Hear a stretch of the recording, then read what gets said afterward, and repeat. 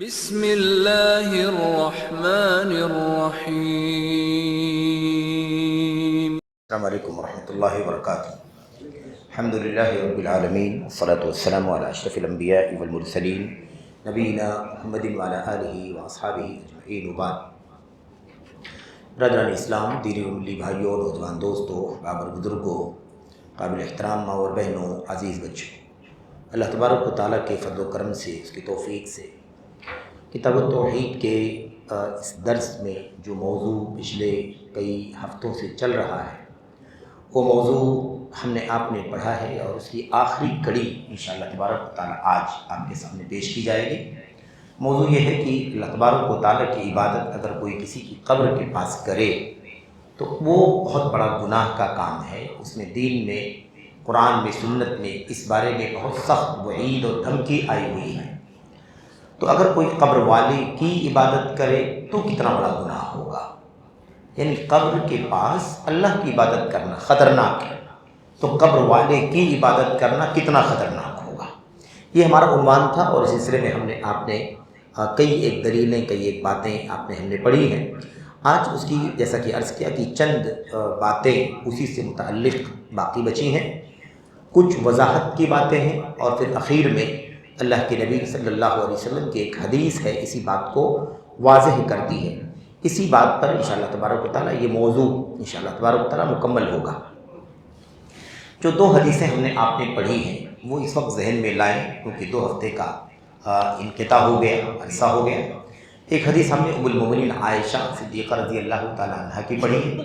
اس میں انہوں نے فرمایا کہ اللہ کے نبی جب بیمار تھے اور اسی بیماری میں آپ کی وفات ہو گئی، اس بیماری میں وفات سے 5 دن پہلے اللہ کے نبی صلی اللہ علیہ وسلم نے یہود و نصارہ پر لعنت فرمائی، اور آپ نے کہا اس لیے یہود و نصارہ پر لعنت ہے کیونکہ انہوں نے اپنے نبیوں کی قبروں کو سجدہ گاہ بنا لیا۔ ایک حدیث یہ ہے۔ دوسری حدیث ہم نے آپ نے پڑھی حضرت جندب بن عبداللہ البجلی رضی اللہ تعالیٰ عنہ کی حدیث۔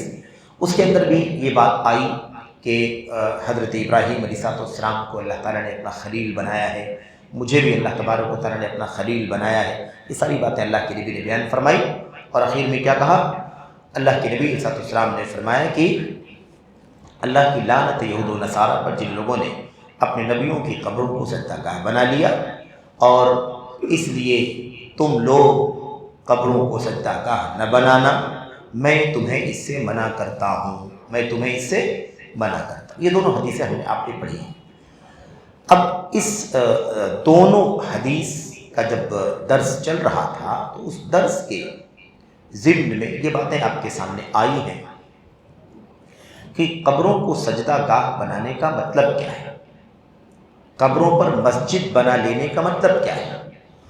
باقاعدہ مسجد کی تعمیر کر لینا، اسٹرکچر بنا لینا، ڈھانچہ بنا لینا، یعنی اس کے در و دیوار اور چھت دروازہ سب لگا ہوا ہو، ایک تو یہ ہے کہ نہیں ایسا کچھ نہیں کیا ہے، لیکن وہاں جا کر کے سجدہ کرتا ہے، وہاں جا کر کے عبادت کرتا ہے، وہاں جا کر کے دعا کرتا ہے، قبر کے اوپر یا قبر کے دائیں بائیں اس کے پاس جا کر کے کرتا ہے۔ یہ سب باتیں آئی۔ یہی باتیں اللہ کے نبی علیہ السلام کی حدیثوں کی وضاحت کرتے ہوئے شیخ الاسلام علامہ ابن تیمیہ رحمۃ اللہ علیہ کی کچھ باتیں مصنف نے یہاں پر نقل کی ہیں، یعنی انہی حدیثوں کی وضاحت میں، انہی حدیثوں کی شرح میں شیخ الاسلام علامہ ابن تیمیہ رحمۃ اللہ علیہ کی بات۔ اور یہ باتیں کہاں ہیں؟ امام ابن تیمیہ رحمۃ اللہ علیہ کی کتابیں تو کئی سو کتابوں کے مصنف ہیں وہ۔ ان میں سے ان کی ایک کتاب ہے اقتضاء الصراط المستقیم لمخالفت اصحاب الجحیم۔ یہ ہے ان کی کتاب، ایک کتاب ہے مختصر، چند 100-150-200 صفحات پر مشتمل، یا اس سے کچھ زیادہ، یعنی کئی جلدوں میں نہیں۔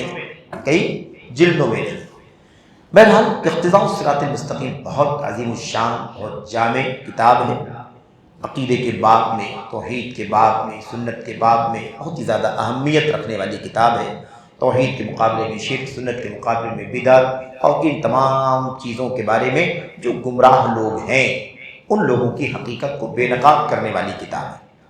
اس کتاب میں یہ باتیں لکھی ہوئی ہیں جو باتیں آج آپ کے سامنے پیش کرنی ہے، اور پھر اس وضاحت کے بعد وہ ایک حدیث جو باقی بچی ہے اسی چیپٹر پر، اسی سبق میں۔ پہلے یہ دیکھتے ہیں کہ یہ بات جو وضاحت کے لیے کہی گئی ہے وہ کیا ہے۔ فقد نہا عنہ وہو فی آخر حیاتی، شیخ الاسلام ابن تیمیہ فرماتے ہیں رحمۃ اللہ علیہ، کہتے ہیں نبی کریم صلی اللہ علیہ وسلم نے اس بات سے منع فرمایا، اور کب منع فرمایا؟ اپنی زندگی کی آخری گھڑیوں میں منع فرمایا۔ زندگی کی آخری گھڑیاں تھیں، کیونکہ روایت میں کیا ہوا ہے؟ قبل ان یموت بخمس، وفات سے 5 دن پہلے، وفات سے 5 دن پہلے۔ یعنی آپ سوچیں کہ بیماری، اور اسی بیماری میں آپ کی وفات ہو گئی، اسی بیماری کے ایام میں اللہ کے نبی اتنی اہم بات، اتنی عظیم بات امت کو سمجھا رہے ہیں۔ کیا بتانا چاہتے ہیں ابن تیمیہ رحمۃ اللہ علیہ؟ کہ آپ غور کریں اس حدیث پر، کہ اس حدیث میں اللہ کے نبی نے جو باتیں بیان فرمائی ہیں وہ زندگی کے بیچ کے ایام میں نہیں ہے، مدینے کے ابتدائی دور میں نہیں ہے، بیچ والے دور میں نہیں ہے، اور اللہ کے نبی علیہ الصلوۃ والسلام کی زندگی کے جو آخری ایام ہیں، یعنی بیمار ہونے سے پہلے جب آپ صحت مند تھے اور آپ بیماریوں سے، آفتوں سے الحمدللہ ٹھیک ٹھاک تھے، صحت، تب نہیں۔ آپ سوچیں ایک دم آخری وقت میں جب چند دن بچے اور اس کے بعد آپ کی وفات ہوئی، اس وقت آپ نے فرمایا۔ ظاہر سی بات ہے کہ یہ بات کیسی ہے؟ یہ بات ایسے ہے جیسے کوئی بہت اہم چیز کی وفات سے پہلے وصیت کر کے جا رہا ہو، ہے کہ نہیں؟ وفات سے پہلے آدمی اپنے گھر والوں کو وصیت کرتا ہے کہ نہیں؟ جو امپورٹنٹ چیز ہوتی ہے، اہم چیز ہوتی ہے، اس کی وصیت کرتا ہے، اس کی تاکید کرتا ہے۔ اب نبی کریم صلی اللہ علیہ وسلم اپنی امت کو جب آپ الوداع کہنے والے ہیں، رخصت ہونے والے ہیں، تو آپ وفات سے پہلے اتنی اہم بات بیان فرما رہے ہیں۔ تو ایک بات ہے، اس بات کی اہمیت اور اس کا امپورٹینس اگر سمجھنا ہے تو یہ ذہن میں رکھو کہ یہ بات اللہ کے نبی نے وفات سے پہلے چند دنوں پہلے بیان فرمائی۔ دوسری بات، اللہ کے نبی علیہ السلام نے یہ بات ایسے نہیں بیان فرما دی کہ کسی کی قبر کے پاس جا کر کے سجدہ کرنا، اللہ کی عبادت کرنا، قرآن کی تلاوت کرنا، دعائیں پڑھنا یا دعائیں کرنا یہ غلط ہے، یہ حرام ہے، ایسے اللہ کے نبی نے نہیں فرمایا۔ آپ نے کس انداز سے بیان فرمایا؟ ایسا کرنے والے لعنتی ہیں، ملعون کہا، یا تو ملعون قرار دیا یا لعنت کی بد دعا، یعنی لعنت فرمائی، اللہ سے دعا کی کہ اللہ تبارک و تعالیٰ کیا کرے؟ لعنت فرمائے۔ لعن اللہ الیہود والنصارى، لعنت اللہ علی الیہود والنصارى، یہود و نصارہ پر اللہ کی لعنت ہو، یا یہود و نصارہ پر اللہ کی لعنت ہے۔ کیوں؟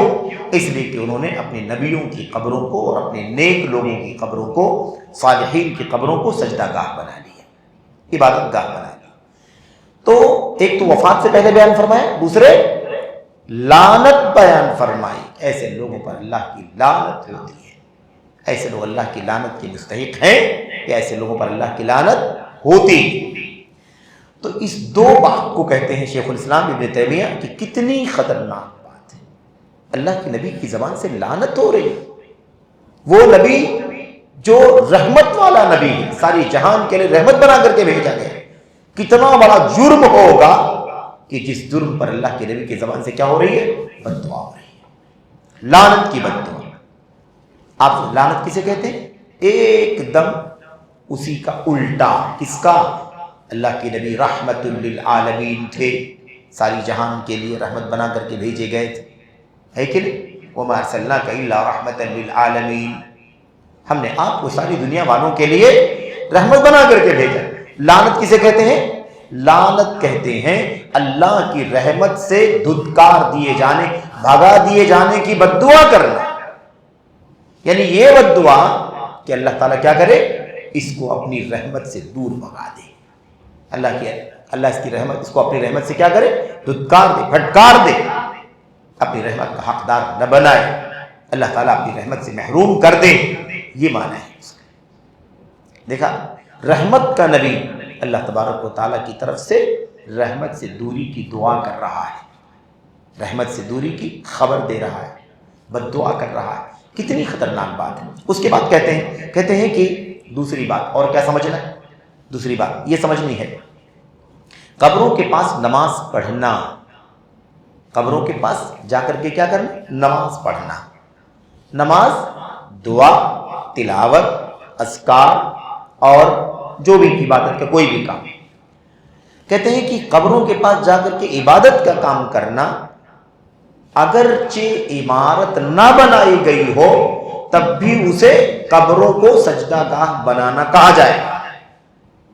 شیخ الاسلام کیا بیان فرماتے ہیں؟ کہتے ہیں، یہ دیکھیے جملہ، کہتے ہیں وَالصَّلَاةُ عِندَهَا مِنْ ذَلِكَ وَإِن لَّمْ يُبْنَ مسجد، کہتے ہیں قبروں کے پاس جا کر کے نماز پڑھنا اسی حکم میں ہے، چاہے مسجد کو تعمیر نہ بھی کیا گیا ہو، اسٹرکچر نہیں بھی ہو، تب بھی کیا حکم ہوگا؟ وہی حکم ہوگا۔ اب جا کر کے کوئی آدمی کسی بزرگ، کسی ولی، کسی اللہ کے نبی رسول یا کسی اللہ تعالیٰ کے نیک اور صالح بندے کی قبر کے پاس جائے اور وہاں صاف صوف کر لے، جھاڑو وغیرہ لگا لے، چٹائی قالین بچھا لے، ہے نا مثال کے طور پر، اور وہاں جا کر کے نماز پڑھنا چاہیے۔ نماز کس کی؟ اللہ ہی کی، لیکن وہاں جا کر کے پڑھ رہا ہے۔ تو چاہے ایسا کرے، وہاں مسجد باقاعدہ بنائی نہ گئی ہو، اسٹرکچر نہ بنایا گیا ہو، تب بھی اسے اسی حکم کے اندر مانا جائے۔ کہاں سے یہ بات کہہ رہے ہیں؟ کہاں سے؟ آگے کہتے ہیں یہی معنی ہے نبی کریم صلی اللہ، یہی معنی ہے ام المومنین عائشہ صدیقہ رضی اللہ تعالیٰ عنہ کی اس بات کا، جس میں بیان فرماتی ہیں خشی ان یتخذ مسجدا، ڈر تھا نبی کریم صلی اللہ علیہ وسلم کو کہ آپ کی قبر کو سجدہ گاہ نہ بنا لیا جائے، مسجد نہ بنا لیا جائے، سجدہ گاہ نہ بنا لیا جائے۔ جو اللہ کے نبی کو ڈر تھا، آپ ڈرے کہ کہیں ایسا نہ ہو کہ میری قبر کو سجدہ گاہ بنا لیا جائے۔ ام المومنین کی بات کا مطلب کیا ہے؟ بات کا مطلب یہی ہے کہ باقاعدہ تعمیر کرنا مطلوب نہیں ہے، بلکہ کیا مطلوب ہے؟ مقصود ہے وہاں جا کر کے لوگ عبادت کریں گے۔ اللہ کے نبی صلی اللہ علیہ وسلم کو اگر بقیع میں دفنا دیا جائے تو لوگ کیا کریں گے؟ جا کر کے وہاں پر عبادت کریں گے، دعا کریں گے، نماز پڑھیں گے۔ آج بھی لوگ کرتے ہیں کہ نہیں کرتے؟ بات آئی تھی سلسلے میں کہ آج بھی لوگ کوشش کرتے ہیں کہ اللہ کے نبی علیہ السلام کی قبر کی طرف چہرہ کر کے نماز پڑھیں، اللہ کے نبی صلی اللہ علیہ وسلم کی حجرے کے پاس رہ کر نماز پڑھیں اللہ تبارک و تعالیٰ کی۔ تو ایک طبقہ جو اللہ کے نبی علیہ السلام کو پکارتا ہے، آپ سے دعا کرتا ہے، آپ کے سامنے اپنی ضروریات کا سوال کرتا ہے، وہ تو سراسر شرک میں مبتلا ہے۔ لیکن وہ طبقہ جو اللہ کے نبی کی عبادت نہیں کرتا، عبادت اللہ کی کرتا ہے، لیکن یہ عقیدہ رکھتا ہے کہ نبی کریم صلی اللہ علیہ وسلم کی قبر کے قریب، جتنا قریب پہنچ سکوں اتنا قریب اگر جا کر کے میں اللہ کی عبادت کروں گا تو اللہ تعالیٰ کی میری عبادت کو زیادہ قبول کرے گا، یا زیادہ اچھا کام ہوگا، یا یہ بہتر چیز ہے، نیکی کا کام ہے، اچھا کام ہے۔ تو اللہ کے نبی علیہ السلام خوب جانتے تھے کہ میرے صحابہ کبھی میری قبر پر مسجد کی تعمیر نہیں کر سکتے، یہ کام نہیں کرنے والے میرے صحابہ۔ کیا ہو سکتا ہے زیادہ سے زیادہ؟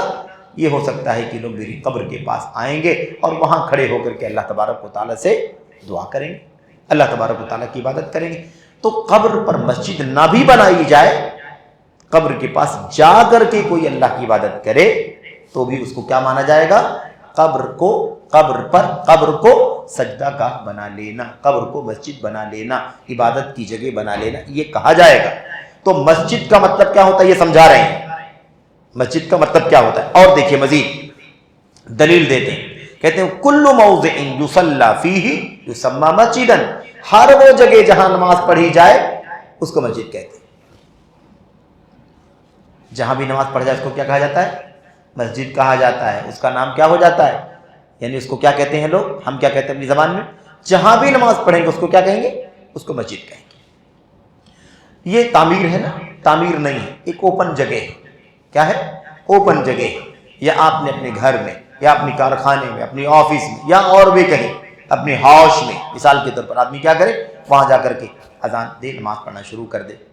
تو اس جگہ کو جہاں کوئی ڈھانچہ نہیں، کوئی عمارت نہیں، کوئی صفے نہیں، کوئی چٹائی نہیں، کوئی قبلہ نہیں، کچھ نہیں، تو بھی اس کو کیا کہا جائے گا؟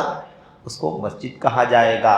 تو جہاں بھی نماز کا قصد کیا جائے، جہاں بھی عبادت کرنے کے لیے جایا جائے، اس نیت سے جایا جائے کہ وہاں جا کر کے عبادت کریں گے، نماز پڑھیں گے، قرآن کی تلاوت کریں گے، دعائیں کریں گے، اس جگہ کو کیا کہا جائے گا؟ اس کو مسجد کہا جائے گا، چاہے ڈھانچہ بنایا جائے یا نہ بنایا جائے۔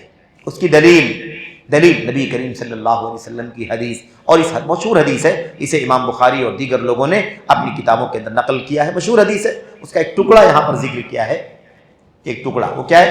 اللہ کے نبی صلی اللہ علیہ وسلم نے فرمایا تھا جعلت لی الارض مسجدا وطہورا، جعلت لی الارض مسجدا وطہورا۔ اللہ کے نبی صلی اللہ علیہ وسلم نے اپنی خصوصیات بیان فرمائی تھی، اللہ نے مجھے یہ خصوصیت دی ہے، اللہ نے مجھے یہ خصوصیت دی ہے، ایسے آپ نے کئی خصوصیات بیان فرمائی، اس حدیث کے اندر موجود ہے۔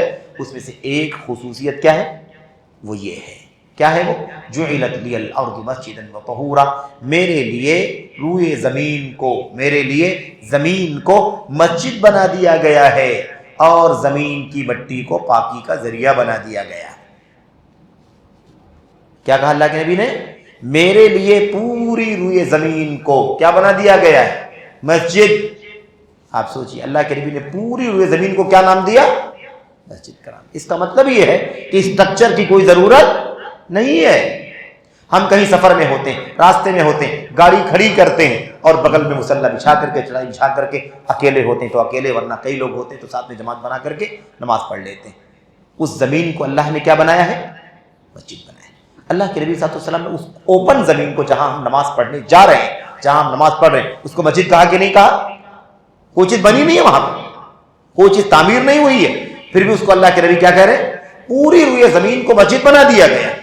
اس سے ثابت ہوتا ہے کوئی آ کر کے نہ کہے، کوئی اعتراض کر سکتا ہے بھئی آپ کہتے ہیں جس نے قبروں کو سجدہ گاہ بنا لیا، قبروں پر مسجد کی تعمیر کر لی، اس پر اللہ تبارک و تعالیٰ کی لعنت ہوتی ہے، ہم نے تو کسی بھی قبر کے اوپر مسجد نہیں بنائی، ہاں ہم وہاں جا کر کے عبادت کرتے ہیں اللہ کی، وہاں جا کر کے دعا کرتے ہیں، وہاں جا کر کے اذکار کرتے ہیں، قرآن کی تلاوت کرتے ہیں۔ کوئی ایسا کہہ سکتا ہے تو کیا جواب دیں گے ہم؟ بھئی آپ نے مسجد بنائی نہیں بنائی، وہاں جا کر کے نماز پڑھتے ہیں کہ نہیں پڑھتے ہیں؟ پڑھتے ہیں۔ نماز پڑھنا ہی اس کو مسجد بنا لینا کہا جائے۔ جہاں بھی آدمی نماز کا ارادہ کرے اسے کیا کہا جائے؟ اسے مسجد کہا جائے۔ یہ اللہ کے نبی کی حدیث ہے۔ تو بہرحال اس سے کیا معلوم پڑا؟ اس سے معلوم پڑا کہ ہر وہ قبر جس کے پاس، جس کے دائیں بائیں آگے پیچھے اوپر، وہاں چاہے تعمیر کر لے مسجد یا نہ تعمیر کرے، ایسے ہی جا کر کے وہاں نماز پڑھے، اس کو مسجد ہی کہا جائے گا اور وہ اللہ کے نبی کی لعنت میں شامل ہوگا، اللہ کی لعنت کا حقدار ہوگا۔ یہ ہے معنی۔ آج بہت ساری قبریں ہیں، بہت سارے مقبرے ہیں، بہت سارے مزارات ہیں۔ آپ دیکھیے کہ آپ کو بہت سارے بڑے بڑے مزارات پر تو قبہ، پوری تعمیر ہے نا، پورا اسٹرکچر، کمرہ اور کئی کمرے مجاوروں کے اور سب بنائے جاتے ہیں۔ تو یہاں تو بالکل واضح ہے کہ قبروں پر کیا بنا لیا ہے؟ سجدہ گاہ بنا لیا ہے، قبروں کو سجدہ گاہ بنا لیا ہے۔ اب دیکھیے مزارات پر آپ جائیں تو بیچ میں قبر ہے اور قبر کو پکا بنا دیا گیا ہے، دائیں بائیں آگے پیچھے 2 میٹر 4 میٹر 10 فٹ 20 فٹ ہے نا، اس سے کم زیادہ دوری کے ساتھ ایسا پورا کمرہ بنا دیا جاتا ہے۔ اس کو کیا کہا جائے گا؟ اس کو مسجد بنانا کہا جائے گا۔ اور اگر ایسا کسی قبر پر نہ کیا گیا ہو، کوئی ڈھانچہ نہیں بنایا گیا ہو، بس قبر ہے یہ، اس کے بغل میں گئے نماز پڑھنے لگے اللہ تعالیٰ کے لیے، اس کے دائیں گئے بائیں گئے، اس کو کیا کہا جائے گا؟ اس کو سجدہ گاہ بنانا، مسجد بنانا ہی کہا جائے گا۔ یہ ہے اللہ کے نبی علیہ السلام کی ان دونوں حدیثوں کا معنی جو ام المومنین عائشہ کے یہاں اور ام المومنین اور حضرت جندب بن عبداللہ البجلی رضی اللہ تعالیٰ عنہما، ان دونوں صحابہ کرام کی روایت کے اندر جو باتیں آئی ہوئی انہی کی وضاحت کر رہے ہیں شیخ الاسلام ابن تیمیہ رحمۃ اللہ علیہ۔ یہ بات اس سے پہلے آئی تھی سرسری طور پر، لیکن اب اس کی توثیق اور اس کی دلیل آپ کے سامنے پیش کی جا رہی ہے۔ بہرحال اس کے بعد دیکھیے اللہ کے نبی صلی اللہ علیہ وسلم کی ایک حدیث ہے جسے امام احمد بن حنبل رحمۃ اللہ علیہ نے حسن سند کے ساتھ، عمدہ سند کے ساتھ کس سے روایت کیا ہے؟ عبداللہ بن مسعود رضی اللہ تعالیٰ عنہ سے۔ عبداللہ بن مسعود رضی اللہ تعالیٰ عنہ سے روایت کرتے ہیں، کیا فرماتے ہیں؟ ان من شرار الناس من تدركهم الساعة وهم احياء والذين يتخذون القبور مساجدا، رواہ ابو حاتم فی صحیح۔ یہ حدیث ہمارے سامنے چھوٹی سی حدیث ہے، بڑا عظیم الشان پیغام ہے، وہی جو مضمون چل رہا تھا آپ نے پڑھا ہے پچھلے درسوں میں، اور ابھی اس کی وضاحت بھی چل رہی تھی، اسی کی مزید ایک دلیل شیخ الاسلام محمد بن عبد الوہاب رحمۃ اللہ علیہ اپنی اس کتاب التوحید میں ذکر فرما رہے ہیں۔ کیا ہے یہ روایت؟ صحیح حدیث ہے، صحیح حدیث سند کے ساتھ، متن کے ساتھ۔ ابن مسعود فرماتے ہیں کہ نبی کریم صلی اللہ علیہ وسلم نے فرمایا، مرفوعاً کا مطلب، مرفوعاً کسے کہتے ہیں؟ اللہ کے نبی صلی اللہ علیہ وسلم سے روایت، صحابی کی بات نہیں ہے، صحابی اللہ کے نبی سے روایت کرتے ہیں اور اللہ کے نبی علیہ السلام فرماتے ہیں، ایسی حدیثوں کو مرفوع روایت کہتے ہیں۔ مرفوع ہے یہ، اللہ کے نبی بیان فرماتے ہیں، کیا کہا اللہ کے نبی؟ ان من شرار الناس، ان من شرار الناس، سب سے برے لوگوں میں سے، سب سے گندے لوگوں میں سے، سب سے برے گندے لوگوں میں سے وہ لوگ ہیں، سب سے برے لوگوں میں سے وہ لوگ ہیں جنہیں قیامت پکڑ لے گی اس حال میں کہ وہ زندہ ہوں گے۔ قیامت پکڑ لے گی اس حال میں کہ وہ زندہ ہوں گے۔ اچھا، ابھی وضاحت ہو رہی ہے۔ والذین یتخذون القبور مساجدا، اور پھر لوگوں میں سب سے برے لوگ وہ ہیں جو قبروں کو سجدہ گاہ بناتے ہیں، جو قبروں کو سجدہ گاہ بناتے ہیں، قبروں کو عبادت کی جگہ بنا لیتے ہیں۔ یہ ہے حدیث۔ حدیث جیسا کی بات آئی، حدیث صحیح ہے اور متعدد ائمہ حدیث نے اس حدیث کو صحیح قرار دیا ہے۔ اب اس کا معنی سمجھیں، اس کا معنی، پہلی بات، دو باتیں بیان کی گئی اس حدیث میں، دو باتیں۔ سب سے برے لوگ کون ہیں؟ ان میں سے دو لوگوں کا تذکرہ کیا گیا۔ اللہ کے نبی صلی اللہ علیہ وسلم نے ہم امت کے لوگوں کو جو سمجھایا، بجھایا ہے نا، اور تعلیم دی، ہدایت دی، رہنمائی کی ہماری ہے نا، ان تمام چیزوں میں دو انداز، ایک انداز ہے برائیوں سے ڈرانے کا انداز، اور دوسرا انداز کیا ہے؟ نیکیوں کا شوق دلانے کا انداز، نیکیوں کی رغبت دلانا، اور دوسرا انداز کیا ہے؟ شر، برائی، گناہ، فساد، ان تمام چیزوں سے کیا کرنا؟ ڈرانے کا انداز۔ جو نیکیوں کے شوق دلانے کا انداز ہے اسی کو ترغیب کہتے ہیں۔ کیا کہتے ہیں اس کو؟ ترغیب، رغبت دلانا، شوق دلانا ہے نا۔ سب سے اچھے لوگ وہ ہیں جو ایسا ایسا کریں۔ آئی بات سمجھ میں؟ سب سے اچھے لوگ کون ہیں؟ جو ایسا ایسا کریں۔ اور دوسری چیز کیا ہے؟ برائیوں سے، گناہوں سے ڈرانا، آگاہ کرنا، الرٹ کرنا۔ مثال کے طور پر سب سے برے لوگ وہ ہیں جن کا انجام یہ ہوگا، سب سے برے لوگ ایسے وہ لوگ ہیں جن کا انجام یہ ہوگا، سب سے برے یہ لوگ ہیں، سب سے برے، تو سب سے برے لوگوں کے بارے میں بتانا تاکہ ہم ایسے کام نہ کریں کہ ان برے لوگوں میں چلے جائیں۔ ٹھیک ہے، یہ اللہ کے نبی کا طریقہ تھا۔ یہاں پر وہ دوسرا طریقہ ہمارے سامنے موجود ہے۔ اللہ کے نبی کی بہت ساری حدیثیں ہیں جس میں آپ نے فرمایا خیر الناس ان خیر الناس ان من خیار الناس، اچھے لوگوں میں سے وہ ہیں، بھلے لوگوں میں سے وہ ہیں، نیک لوگوں میں سے وہ لوگ ہیں جو ایسا ایسا کریں۔ اور کچھ حدیثیں ایسی ہیں، بہت ساری حدیثیں ایسی ہیں جس میں بتایا گیا سب سے برے لوگ وہ ہیں جو ایسا ایسا کریں، سب سے بدترین لوگ ہیں جو ایسا ایسا کریں۔ یہ اللہ کے نبی صلی اللہ علیہ وسلم کا اسلوب ہے، آپ کا انداز ہے، آپ کا طریقہ تعلیم ہے، آپ کا طریقہ دعوت یہ ہونا چاہیے۔ تو پتہ یہ چلا کہ شوق بھی دلانے والا کام ہونا چاہیے اور ڈرانے والا بھی کام ہونا چاہیے۔ اب آج ایک طبقہ کیا کہتا ہے؟ ایک طبقہ کہتا ہے دعوت کے کام میں، تبلیغ کے کام میں، تعلیم کے کام میں، نصیحت کے کام میں، وہ کہتا ہے ارے بھائی ڈرانے ورانے کا کام مت کرو، صرف شوق دلاؤ، رغبت دلاؤ، یہ ملے گا، یہ کرو گے تو یہ ملے گا، یہ کرو گے تو یہ ثواب ملے گا، جنت ملے گی، فضیلت ملے گی، اجر ملے گا، بخشش ہوگی، اللہ راضی ہوگا، یہ بتاؤ۔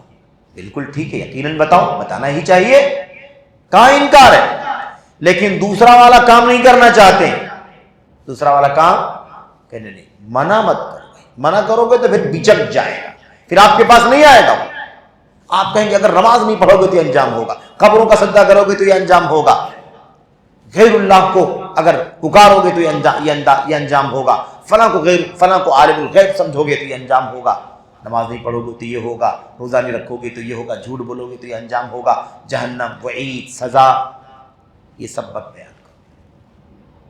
نیکی کے کام کی رغبت دلاؤ، نیکیوں کا شوق دلاؤ، لیکن برائیوں سے روکنے والا کام کرو گے تو پھر لوگ بکھر جائیں، نہیں سنیں گے آپ کی۔ یہ کیا ہے بھائی؟ غلط ہے کہ نہیں غلط ہے؟ اللہ کے نبی علیہ السلام پر جو اللہ نے دین اتارا ہے قرآن کی شکل میں، سنت کی شکل میں، اس قرآن میں بھلائی کا شوق دلانا بھی ہے اور برائی سے ڈرانا بھی ہے. دونوں ہے کہ نہیں ہے؟ یہ دیکھو ہمارے سامنے حدیث ہے، ہمارے سامنے حدیث. اللہ کے نبی صلی اللہ علیہ وسلم نے فرمایا لوگوں میں سب سے برے لوگ جو ہیں، سب سے برے لوگوں میں سے یہ لوگ بھی ہیں. ڈرانا ہے کہ نہیں ڈرانا ہے کہ بھئی اگر آپ نے یہ کام کیا تو سب سے بدترین لوگوں میں سے ہو جاؤ گے، اور سب سے بدترین لوگوں میں سے ہوگے تو انجام تمہارا یہ ہوگا، جہنم کی سزا ہوگی، اللہ غضبناک ہوگا، جہنم میں سزا دے گا، جنت سے تمہیں محروم کر دے گا، یا جنت میں تمہارا داخلہ سزا ملنے کے بعد ہوگا. تو برائیوں سے ڈرانا بھی ضروری ہے، بھلائی کا حکم دینا اور برائی سے منع کرنا، نیکیوں کا شوق دلانا اور برائیوں سے آگاہ کرنا، الرٹ کرنا، دونوں ذمہ داری ہے. ایک طرفہ طریقہ درست نہیں ہے. اچھائیوں کی طرف بلاؤ، اچھائیوں کی. اس لیے بعض لوگوں کے سامنے، بعض لوگوں کو آپ دیکھیں گے ان کا معاملہ کیا معلوم آپ کو، جب آپ کوئی خطیب منبر پر کھڑے ہو کر کے، ہمارا کوئی عالم، کوئی ہمارا داعی ہم کو سمجھائے گا ایسا کرنے کا انجام جہنم ہے، ایسا کرنے کا انجام اللہ کا غضب ہے، ایسا کرنے کا انجام جنت سے محرومی ہے، ایسا کرنے کا انجام جہنم واجب ہو جائے گی، ایسا کرنے سے لعنت ہو جائے گی، تو لوگ کیا کہتے ہیں صرف مایوس کرتے ہو، صرف مایوسی کی بات کیوں کرتے ہو، خوشخبری بھی دیا کرو. دیکھا کیا اللہ کے نبی علیہ السلام کے دین قرآن جو اللہ نے اتارا، جو دین اللہ تعالیٰ نے اتارا اس میں قرآن اصل کتاب، اور ایسے ہی اصل میں کیا ہے نبی کریم، اصل اللہ کا کلام، اصل اللہ کے نبی کی سنت. قرآن و سنت یہ نچوڑ، یہی مرجع، یہی اصل الاصول، یہی بنیاد ہے دین اسلام کی. آپ دیکھیے تو بعض لوگ بہت خراب لگتا ہے ان کو جب جہنم کی وعید سناؤ، عذاب سناؤ تو کہتے ہیں بھئی آپ لوگ صرف مایوس کرتے ہیں، بس خوشخبری سناؤ، ہے نا، بشارت دو، اچھائی، اچھا انجام، جنت کی نعمتوں پر بات کرو. آپ لوگ جب دیکھو تب یہ جہنمی ہوگا، وہ جہنمی ہوگا، یہ لعنت ہوگی، وہ عذاب ہوگا، یہی بات کرتے رہتے ہیں. کیوں بھائی؟ اس سے کیوں نفرت؟ آپ کیوں بھاگتے ہیں؟ کیوں اس کو آپ کو یہ چیز کیوں نہیں اچھی لگتی؟ اللہ کا دین کیا صرف خوشخبری کے لیے؟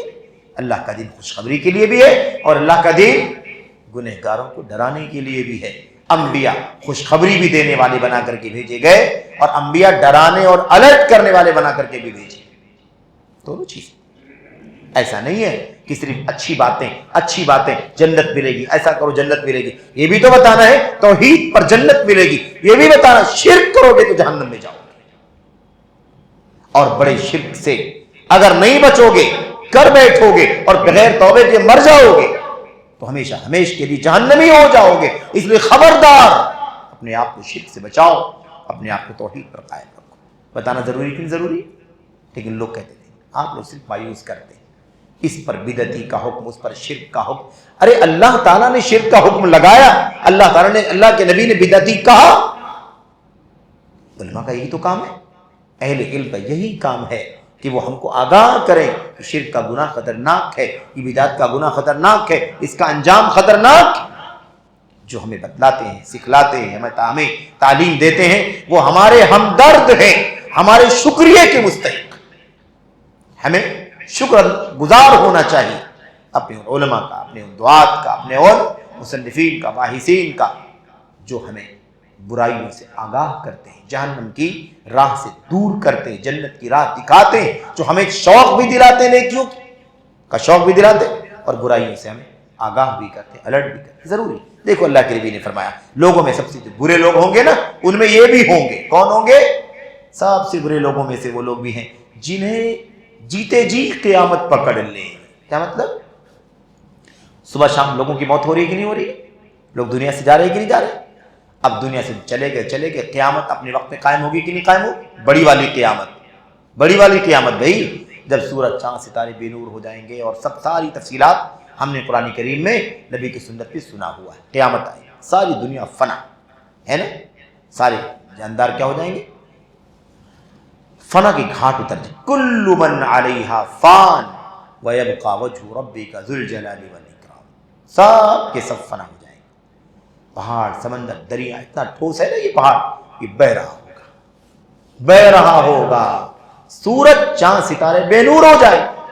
تو قیامت جو ہے ایک تو ہر آدمی کی جس کی موت ہو رہی ہے سمجھ لو اس کی اپنی قیامت آ جا رہی ہے، جس کی موت ہوئی سمجھ لو اس کی اپنی قیامت آ گئی۔ اس کو چھوٹی قیامت کہتے ہیں، قیامت الصغریٰ، چھوٹی قیامت، اور ایک اصل بڑی قیامت ہے جس کا بار بار قرآن کریم میں ذکر آیا ہوا، یوم القیامہ یوم القیامہ یوم القیامہ، ٹھیک ہے، قیامت کا ذکر۔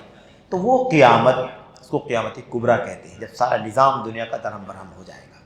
تو اب جو لوگ دنیا سے چلے گئے چلے گئے، اب جب قیامت اللہ تعالیٰ قائم کرے گا تو اس وقت کچھ لوگ زندہ بھی ہوں گے کہ نہیں ہوں گے؟ لوگ جو مر گئے، جو لوگ زندہ رہیں گے کچھ باقی بچیں گے۔ اب جو لوگ زندہ باقی بچے ہیں اور اسی حالت میں قیامت آ گئی، تو جن لوگوں کو اللہ تبارک و تعالیٰ کی طرف سے قیامت نے جیتے جی پکڑ لیا، وہ سب سے برے لوگ ہیں۔ آپ سوچتے ہوں گے ایسا کیوں ہے؟ ایسا کیوں ہے؟ اللہ کے نبی علیہ السلام نے فرمایا ہے کہ جس قدر دنیا قیامت کے قریب جائے گی، قیامت قریب جائے گی، وہ کون باقی بچیں گے بھائی؟ سب سے برے لوگ باقی بچیں گے۔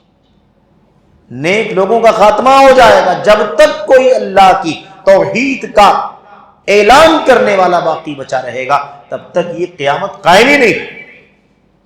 قیامت کب قائم ہوگی؟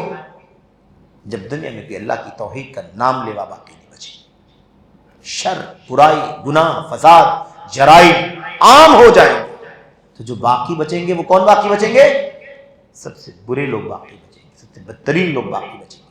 ایمان، عقیدے، عمل، عبادات، معاملات، اخلاق، کردار، ہر اعتبار سے جو سب سے برے لوگ ہوں گے وہی باقی بچیں گے، اور انہی پر قیامت قائم ہو جائے گی۔ جیسے اللہ کی توحید کا نام لیوا دنیا سے ختم ہوا، اللہ تعالیٰ کی طرف سے قیامت کیا ہو جائے گی؟ قائم ہو جائے گی۔ لا تقوم الساعة حتى لا يقال في الارض اللہ اللہ، ہے نا؟ حتى يقال، کیا فرمایا؟ جب تک قیامت اس وقت تک قائم نہیں ہوگی جب تک دنیا میں اللہ اللہ کہنے والا باقی رہے گا، یعنی اللہ کی توحید۔ کیونکہ اللہ نے زمین آسمان کو کیوں بنایا؟ زمین، آسمان، سمندر، یہ پورا نظام اللہ نے کیوں بنایا ہوا ہے؟ اپنی توحید کے لیے بنایا ہے۔ کس کے لیے بنایا ہے؟ اپنی توحید کے لیے۔ اور یہیں پر ہم اور آیت پڑھتے ہیں نا، ما خلقت الجن والانس الا لیعبدون ما خلقنا السماوات والارض وما بینہما لاعبین۔ ہم نے زمین، آسمان اور درمیان کی چیزوں کو ہم نے کھیل تماشے کے لیے نہیں پیدا کیا ہے، ہم نے اس لیے پیدا کیا ہے تاکہ اس دھرتی پر اللہ واحد کا نام لیا جائے، ایک اللہ کی عبادت اور بندگی کی جائے، شرک نہ ہو، کفر نہ ہو، بدعقیدگی نہ ہو۔ اس لیے اللہ تبارک و تعالیٰ نے زمین آسمان کو پیدا کیا، ٹھیک ہے، اس کے لیے اللہ نے پیدا کیا۔ اب جب اس پیدا کرنے کا مقصد ہی ختم، یعنی دھیرے دھیرے مرتے مرتے توحید کے نام لیوا ختم ہو گئے، تو اب دنیا کے بنانے کا مقصد ہی ختم، تو اب کیا ہو جائے گی؟ قیامت قائم ہو جائے گی۔ اسی بات اللہ کے نبی نے فرمایا قیامت اس وقت تک قائم نہیں ہوگی جب تک روئے زمین پر اللہ بولنے والا موجود ہوگا۔ تو اللہ بولنے کا مطلب کیا ہے؟ زبان سے اللہ اللہ اللہ صوفیوں کی طرح بولنا نہیں ہے۔ معنی کیا ہے اس کا؟ اللہ کی توحید کا عقیدہ رکھنے والا، اللہ کی توحید پر چلنے والا، زبان سے بولنے والا، دل کا یقین کرنے والا، اور اسی توحید کے مطابق اللہ تعالیٰ کی عبادت اور بندگی کرنے والا، یہ ہے اس کا۔ تو سب سے برے لوگوں پر قیامت قائم ہوگی، ٹھیک ہے۔ دوسری چیز کیا ہے؟ کن لوگوں پر بدترین لوگ اور کون ہوں گے؟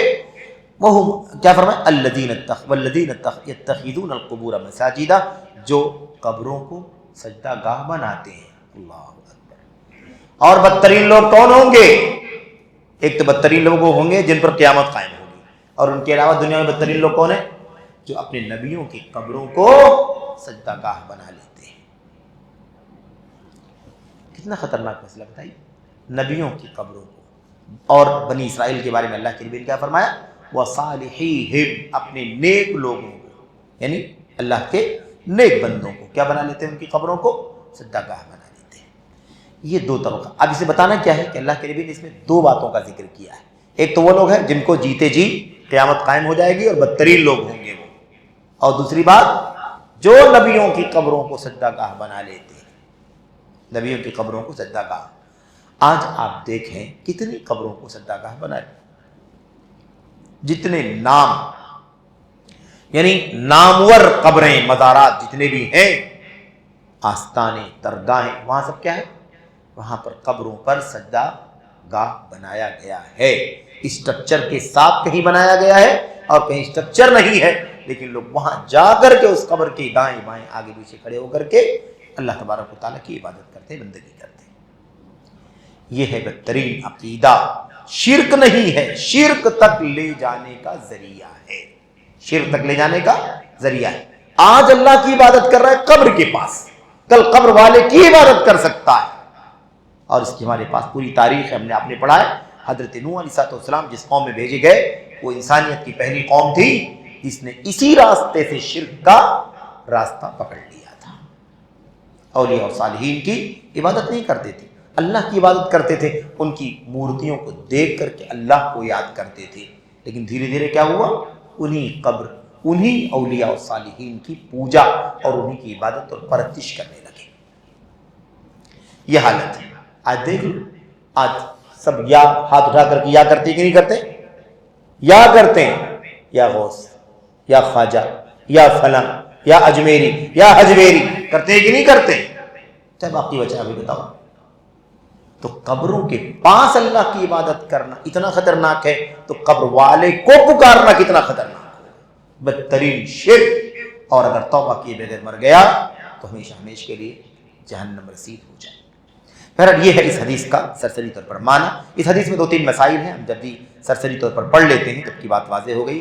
پہلی بات اس حدیث سے معلوم پڑتی ہے کہ قبروں کے پاس اللہ کے لیے نماز پڑھنا غلط ہے۔ نماز کس کے لیے؟ اللہ ہی کے لیے ہے، لیکن اس کے لیے جگہ کیا ہے؟ قبروں کے پاس۔ اس لیے قبروں کے پاس نماز پڑھنے سے ڈرایا جا رہا ہے، تنبیہ کی جا رہی ہے، منع کیا جا رہا ہے، الرٹ کیا جا رہا ہے۔ کیوں؟ اس لیے کہ وہ شرک کا وسیلہ ہے، شرک کا ذریعہ ہے، اسی ذریعے سے دھیرے دھیرے شرک کیا ہو جائے گا؟ پیدا ہو جائے گا، اسی قبر والے کے لوگ پوجا کرنا شروع کر سکتے ہیں، جیسا کہ ایسا ہوتا بھی رہتا ہے۔ نمبر 2، دوسری بات جو اس حدیث سے معلوم پڑتی ہے وہ یہ معلوم پڑتی ہے کہ جو نیک لوگوں کی قبروں کو سجدہ گاہ بنا لیتا ہے، نمازوں کی ادائیگی کی جگہ بنا لیتا ہے، یہ دنیا کی بدترین لوگوں میں سے، دنیا کے بدترین لوگ۔ اللہ کے نبی کی حدیث آئی نا، سب سے برے لوگ کون ہیں؟ جن پر جو زندہ ہوں گے قیامت قائم ہو جائے گی، اور سب سے برے لوگ اور کون ہیں؟ سب سے برے لوگ وہ ہیں جو نبیوں کی قبروں کو سجدہ گاہ بنا لیتے۔ سب سے بدترین کہا، ان کو کیا کہا اللہ کے نبی نے؟ شرار الخلق، شرار الناس، لوگوں میں سب سے برے لوگ ہیں۔ کہتے ہیں وَإِن كَانَ قَصْدُهُ التَّقَرُّبُ إِلَى اللَّهِ، اگرچہ قبر کے پاس جا کر کے اللہ کی عبادت کرنے والے کی نیت، اس کا پورا ارادہ، اس کا پورا انٹینشن کیا ہے؟ اللہ سے قریب ہونا، اللہ سے قریب ہونا، اس قبر والے کے قریب ہونا نہیں چاہتا ہے، اس قبر والے کو نہیں پوج رہا، اس کا مقصد یہ ہے کہ یہاں عبادت کروں گا، اللہ تبارک و تعالیٰ مجھے قریب کر لے گا، اللہ مجھے محبوب بنا لے گا، اللہ کی محبت مجھے مل جائے گی، قربت مل جائے گی۔ اگرچہ اس کی نیت یہی ہو، اللہ کو راضی کرنا چاہتا ہے، اللہ سے قریب ہونا چاہتا ہے، لیکن اس کی نیت سے کچھ فرق نہیں پڑے گا، اس قبر کے پاس اللہ کی عبادت کرنا اسے دنیا کے سب سے بدترین لوگوں میں شامل کرنا، یہ گناہ، یہ جرم اسے دنیا کے بدترین لوگوں میں شامل کر دے گا۔ تو اس کے قصد و ارادے سے، اس کی نیت سے کوئی فرق نہیں پڑے گا۔ کوئی کہے بھائی میری نیت تو اللہ کو راضی کرنا ہے، ٹھیک ہے، صحیح ہے، مانتے ہیں کہ تمہاری نیت اللہ کو راضی کرنا ہے، اللہ سے قریب ہونا ہے، ہم کہاں کہتے ہیں کہ آپ کی نیت غلط ہے، لیکن یہ حدیث کہتی ہے اللہ کے نبی کی کہ قبر کے پاس وہ عبادت والا کام نہیں کرنا ہے، کسی کی قبر کے پاس اس عبادت کا کام نہیں کرنا ہے۔ آخری بات، اللہ کے نبی صلی اللہ علیہ وسلم نے فرمایا کہ قیامت جو ہے وہ سب سے برے لوگوں پر قائم ہوگی، قیامت کن لوگوں پر قائم ہوگی؟ سب سے برے لوگوں پر قائم ہوگی، سب سے برے لوگ ہوں گے انہی پر قیامت قائم ہوگی، یعنی نیک لوگ دنیا سے ختم ہو جائیں، صرف برے لوگ باقی بچیں گے، قیامت قائم ہوگی۔ چوتھی اور آخری بات اس حدیث سے جو معلوم پڑتی ہے وہ یہ ہے کہ دیکھیے شرک سے بھی بچنا ہے، اور شرک کے راستوں سے بھی بچنا ہے، شرک کے ذرائع سے بھی بچنا ہے۔ اس حدیث سے معلوم پڑا کہ نہیں پڑا؟ کیونکہ اللہ کے نبی ان لوگوں کے بارے میں فرما رہے ہیں جو اللہ کی عبادت قبر کے پاس کر رہے ہیں، قبر والے کی عبادت کرنے کی بات نہیں کر رہے ہیں، قبر کے پاس اللہ کی عبادت کرنے والے کی بات کر رہے ہیں۔ اس سے معلوم پڑا کہ شرک سے بھی بچنا ہے، الرٹ رہنا ہے، متنبہ رہنا ہے، ڈرنا ہے، اور شرک تک لے جانے والے ذرائع، وسائل، راستے، ان تمام سے بھی اپنے آپ کو ڈرانا ہے، بچانا ہے۔ جو شرک سے قریب لے جائے اس سے بھی اپنے آپ بچانا ہے۔ کہتے ہیں مہما کان قصد صاحب تلک الوسائل، کہتے ہیں آدمی کی نیت کچھ بھی ہو، آدمی کی نیت کچھ بھی ہو، آدمی کی نیت یہ ہے کہ اللہ کی عبادت کرتا ہے، لیکن اس اللہ کی عبادت کرنے کے لیے اس نے کیا کیا ہے؟ قبر کے پاس جانا شروع کر دیا ہے۔ تو کہتے ہیں کہ وہ وسیلہ، وہ ذریعہ کوئی بھی ہو، کوئی بھی ذریعہ ہو، کوئی بھی راستہ ہو، نیت کچھ بھی ہو اس کی، لیکن اللہ تبارک و تعالیٰ کی عبادت کسی قبر کے پاس کرنا غلط ہے۔ اور یہ ہے جس کے بارے میں اللہ کے نبی نے فرمایا کہ وہ کون ہے؟ وہ لوگوں میں سب سے بہترین آدمی ہے، شرار الخلق، شرار الناس، لوگوں میں سب سے برا ہے۔ تو یہ اللہ کے نبی علیہ السلام کی حدیث ہے جو ہم نے اخیر میں پڑھا، اور اسی پر یہ چیپٹر، یہ سبق جو ہم پڑھ رہے تھے پچھلے کئی درسوں میں، وہ الحمدللہ ختم ہوتا ہے، اور اس کے بعد اگلا درس انشاءاللہ تبارک و تعالیٰ شروع ہوگا، اور اس کے اندر بات آ رہی ہے کہ اس کے نقصانات کیا ہوتے ہیں، غلو کرنے کے نقصانات کیا ہوتے ہیں۔ ایک آدمی قبر کے پاس جا کر کے اللہ کی عبادت کرتا ہے، اس کا انجام کیا ہوگا؟ اس کا انجام کیا ہوگا؟ اس کا تذکرہ انشاءاللہ تبارک و تعالیٰ اگلے سبق میں، اگلے چیپٹر میں آئے گا، اور ہو سکتا ہے ہم اسے چند حدیثوں کی روشنی میں انشاءاللہ تبارک و تعالیٰ ایک سے زیادہ مجلسوں میں پڑھیں گے۔ اللہ سے دعا کرتے ہیں کہ اللہ تعالیٰ ہمیں اور آپ کو سمجھنے کی اور اسی کے مطابق اپنا عقیدہ بنانے کی توفیق عطا فرمائے، آمین یا رب العالمین۔ وصلی اللہ وسلم وبارک علی نبینا محمد وعلی آلہ وصحبہ اجمعین۔ والسلام علیکم ورحمۃ اللہ وبرکاتہ۔